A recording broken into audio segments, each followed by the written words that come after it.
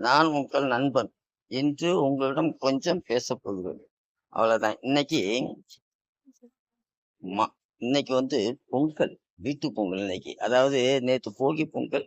இன்னைக்கு வீட்டு பொங்கல். மக்கள் மனமெல்லாம் மகிழ்ந்து அப்படியே சந்தோஷத்தில் பொங்க வேண்டிய நாள் இன்று.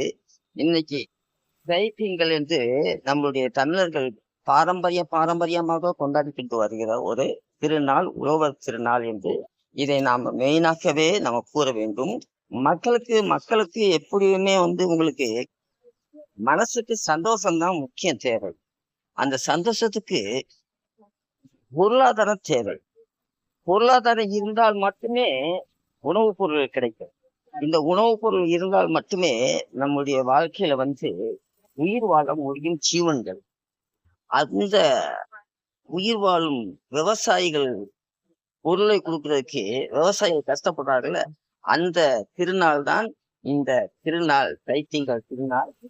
இந்த பொங்கல் திருநாளை சிறப்பாக கொண்டாடி சூரிய பகவானுக்கு நமக்கு நமஸ்காரம் செய்து அவர்களுடைய அன்பையும் சூரிய பகவானுடைய நட்பையும் அப்படியே நம்முடைய மக்களுடைய ஆசீர்வாதங்களும் என்றைக்குமே கிடைக்க வேண்டும் என்று சொல்லி இன்னைக்கு எல்லாருடைய திருநாளும் பொங்கல் திருநாளை கொண்டாடுகிறார்கள். நான் சென்னையில் இருக்கிறேன். எனக்கு லீவு இல்லை. இருந்த போதிலும் நான் உங்களிடம் இன்னைக்கு வீடியோ போட்டு கொண்டு இருக்கிறேன். நான் உங்கள் நண்பன். எதையும் கொஞ்சம் யோசித்து பாருங்கள். உணவு இல்லை என்றால் உயிர் வாழ முடியாது.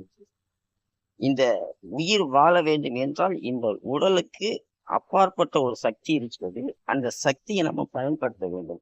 அது எல்லாருனாலுமே சாத்தியம் இல்லை.